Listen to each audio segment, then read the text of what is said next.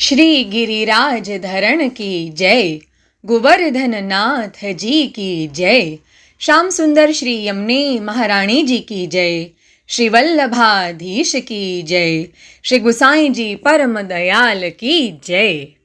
अब श्री आचार्य जी महाप्रभुन के सेवक त्रिपुरदास कायस्थ शेरगढ़ के वासी तिनकी वार्ता को भाव कहत हैं। भाव प्रकाश। ये लीला में श्री ठाकुर जी की अंतरंग सखी हैं, जो भक्तन को ब्योरा कछु संदेशो कहनो होय देनो होय सो हरणी के साथ देते। इनके नेत्र विशाल बड़े, ताते इनको नाम हरणी लीला में है। सो शेरगढ़ में एक कायस्थ के यहाँ जन्मे, सो एक राजा के सगरे काम दीवान कहवाव तो इनको पिता। सो जब त्रिपुरदास वर्ष 12 के बहे, तब उनको संग ही राखतो, सगरो काम त्रिपुरदास को सिखायो। सो राजा एक समय आगरे को देशाधिपति के पास चलियो। तब त्रिपुरदास को संग ले राजा के संग आगरे आयो। कछुक दिन में आगरे में रही के राजा देशाधिपति सो विदा होई के देश को चलियो। सो श्री गोवर्धनधर के दर्शन को आयो। तामे त्रिपुरदास पिता सहित आई। 100 दिन 3 गोवर्धन में रही। तब त्रिपुरदास को मन श्रीनाथ जी के स्वरूप में आसक्त हो गयो। सो चौथे दिन राजा विदा होई के चलिवे की तैयारी करी।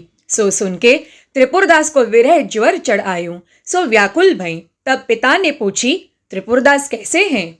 तब त्रिपुरदास ने कही, जो मेरी देह तो छूटेगी, जो तुम मोको यहाँ ते ले चलोगे, ताते कहतो तुम ही महीना दोहे रहो के राजा के संग जाओ। मैं पाछे थे आछे दर्शन करी के आऊंगो, तब मेरे प्राण रहेंगे, नहीं तो नहीं रहेंगे।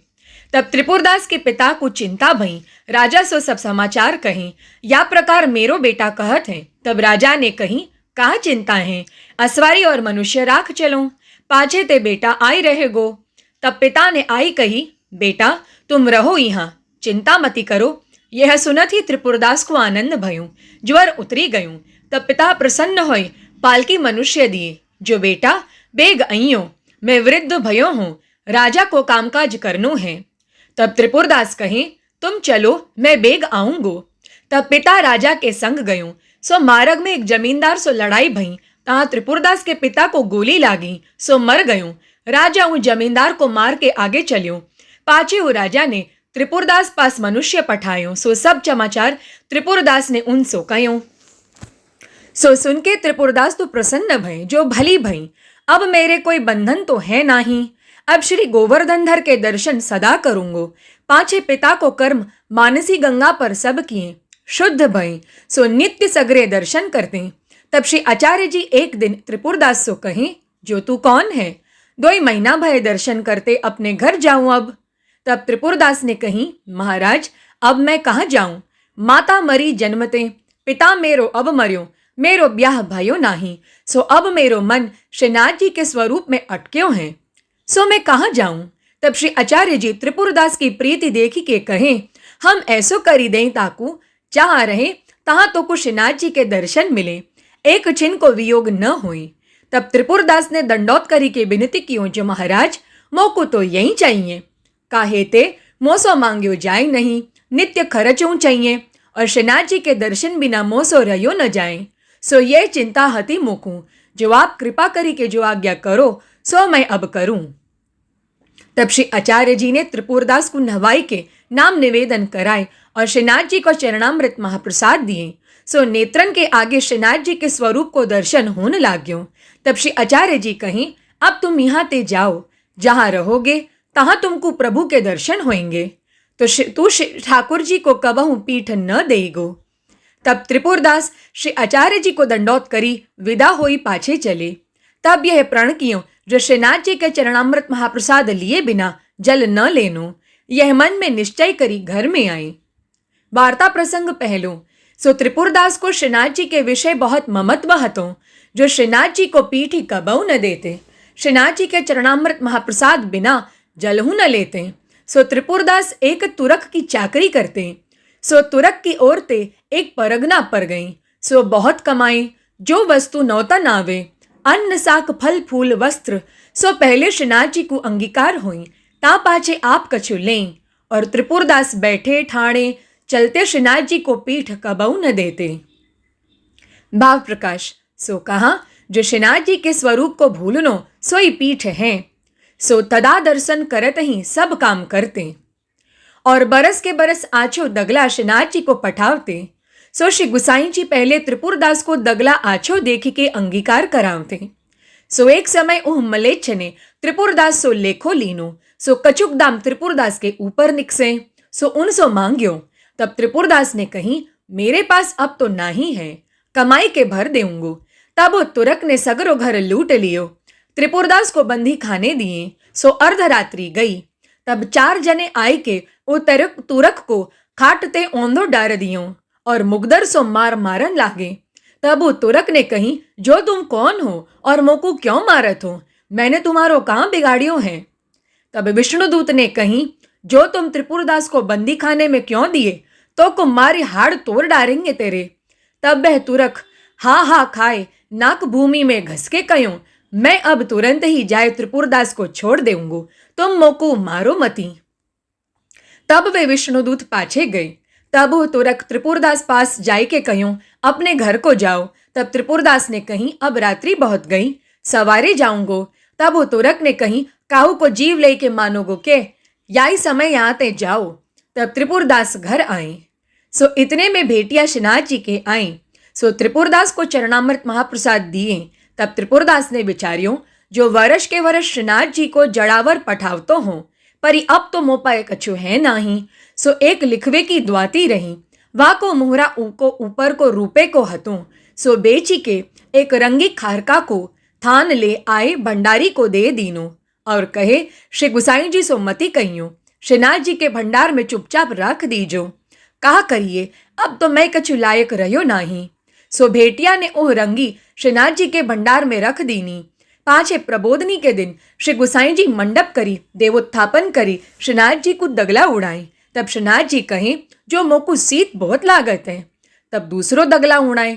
तब फिर श्रीनाथ जी ने कही, मेरो सीत गयो नहीं, बहुत जाड़ो लागत है। तब श्री गुसाई जी दूसरी अंगीठी धरी, एक अंगी करी, रजाई ऊपर उड़ाई। तो श्रीनाथ जी ने कही, मोकू सीत बहुत लागत है।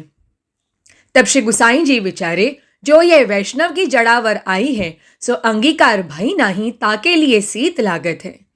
तब श्री गुसाई जी भंडारीन को बुलाए के कहीं, जो जड़ावर किन किन की आई हैं, सो वैष्णवन को नाम सुनावो। सो भंडारी ने सबन के नाम सुनाए। तब श्री गुसाई जी कहें, त्रिपुरदास की बरस आवती, सो तो सुनाई नहीं।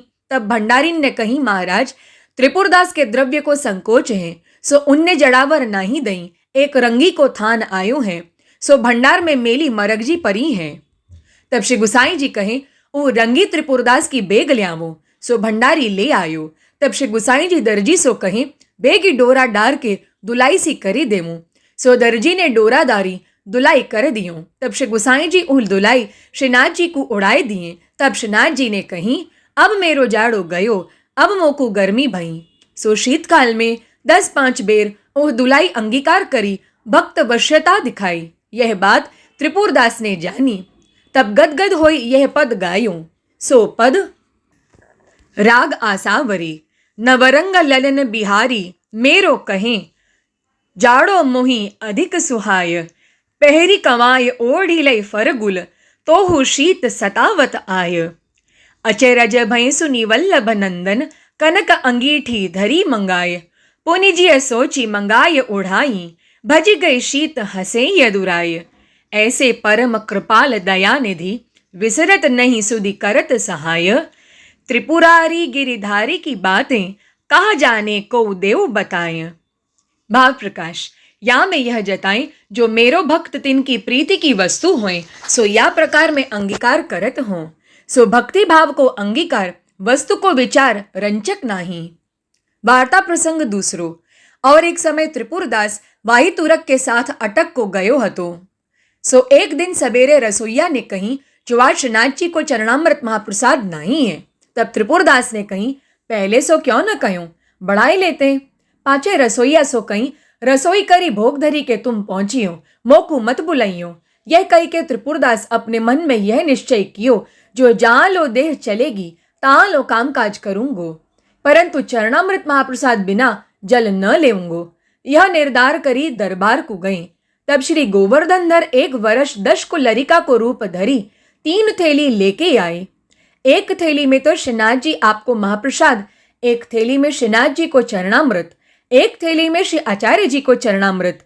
यह ले वो रसोईया सो कहीं, यह चरणामृत महाप्रसाद की थैली त्रिपुरदास ने पठाई है और कहे हैं जब तू श्री ठाकुर जी सु पहुंचे तब मोकू बुलाई लीजो। तब रसोईया ने ऊ थैली राखी। तब लरिका अंतर्ध्यान भय गयो। पाछे रसोईया ने रसोई सो पहुंची श्री ठाकुर जी को भोग धर्यो। तब त्रिपुरदास को बुलावन मनुष्य दरबार में पठायो। सो त्रिपुरदास सो जाए कहीं। तब त्रिपुरदास ने कही, मैं तो कही आयो हतो जो मैं न आऊंगो, तुम पहुंच लीजियो। सो जाए कहियो, जो तुम पहुंची मेरी बाट मत देखियो। तब वो मनुष्य फिर आए कि त्रिपुरदास के समाचार कहें, जो वे न आवेंगे तुम पहुंचियो। तब वो रसोईया ने कही, तू एक बार फिर जा। त्रिपुरदास को कहियो, जो तुमने लरिका हाथ चरणामृत महाप्रसाद की थैली पठाई और कहे मोकू बुलाइयो, अब ना ही क्यों करत हो। तब फिर मनुष्य जाए यह बात कही। तब त्रिपुरदास दरबार सो घर आई के रसोईया सो कहे, मोकू क्यों बुलायो, मैं चरणामृत महाप्रसाद बिना जल हूं न लेऊंगो। तब रसोईया ने कही, तुम लरिका हाथ चरणामृत महाप्रसाद की थैली पठाए और कहे मोकू बुलाइयो, अब ऐसे क्यों कहत हो, यह थैली तीनों धरी हैं। तब त्रिपुरदास देख के कहे, वो लरिका कहाँ है। तब रसोईया ने कही, लरिका थैली दे तो चलियो गयो, मैं कहाँ जानू कहाँ है। तब त्रिपुरदास विचारे, मैं श्री ठाकुर जी को बहुत श्रम करवायूं, अब ते कहूँ बात को हठ न करनो, बहुत मन में खेद क्यों। सो त्रिपुरदास ऐसे भगवदीय है। भाव प्रकाश। सो श्री ठाकुर जी रसोईया को थैली दे गए, परंतु त्रिपुरदास को याते ना ही जताएं, जो मोकू लरिका भेख में देखेंगे तो बहुत क्लेश इनको होएगो। और त्रिपुरदास को तो अष्ट प्रहर स्वरूप को अनुभव है, ताते ना ही जताएं। और रसोईया साधारण वैष्णव हतो, ताते लरिका भेख करी अपने स्वरूप को अनुभव कराएं। इनकी वार्ता में यह सिद्धांत भयो, जो इनको स्वरूपा शक्ति है, सदा श्री ठाकुर जी के सन्मुख रहें और चरणामृत को स्वरूप जताएं। जो चरणामृत को हूँ नेम निश्चय वैष्णव राखें, तो श्री ठाकुर जी वापर प्रसन्न होए। और प्रभु को श्रम जानी दुख न होए, तो मर्यादा मार्गीय होई जाए। यो जीवन के कार्य अर्थ प्रभु श्रम करे, ताते पुष्टि मार्गीय प्रसन्न नाही। काहे ते पुष्टि मार्गीय अपने सुख अर्थ कछु चाहना प्रभु ते राखत नाही। दुखों आवे तो शरीर को भोग विचार के भोगे, ताते बंदी खाने पड़े तब मन में शोक न किए। सो विष्णुदूत तुरह को दंड देव छोड़ाए, तामे भक्त वत्सलता प्रभु प्रकट करी। और वरस के वरस आचो दगला त्रिपुरदास पठावते, सो मांगी के आप अंगीकार किए नाही। और विरह प्रीति सो रंगी पठाए, सो प्रीति की वश होई अंगीकार किए। तब शीत गयो, या में यह जताए, द्रव्य को संकोच वैष्णव को होई, सो प्रभु अनुग्रह करण के लिए। और द्रव्य बहुत होई, सो वैष्णव के संबंध करी अंगीकार करण के लिए। काहे ते वरस के वरस सुंदर दगला पठावतो, तो संकोच में ताप भयो। जो द्रव्य भय सेवा न करेगो, तो ताप कहाँ ते होएगो। ताते सेवा करिवे वारो दैवी जीव होए, तो द्रव्य में हूँ बने और संकोच हूँ में बने, यह जतायूं। ताते त्रिपुरदास की वार्ता को पार नहीं है, इनने भाव हृदय में राख्यो, काहू के आके प्रकाश नहीं कियो। ताते स्वरूप सेवा नाही पधराई, मनई करी मानसी में अष्ट प्रहर मगन रहते। संयोग रस ही में छके रहते अनुभव करते। लीला हूं में इनको संयोग रस प्रधान, श्री ठाकुर जी संबंधिनी ये सखी हैं। सो त्रिपुरदास की वार्ता को पार नहीं, कहाँ ताई कहिए। श्री वल्लभाधीश की जय।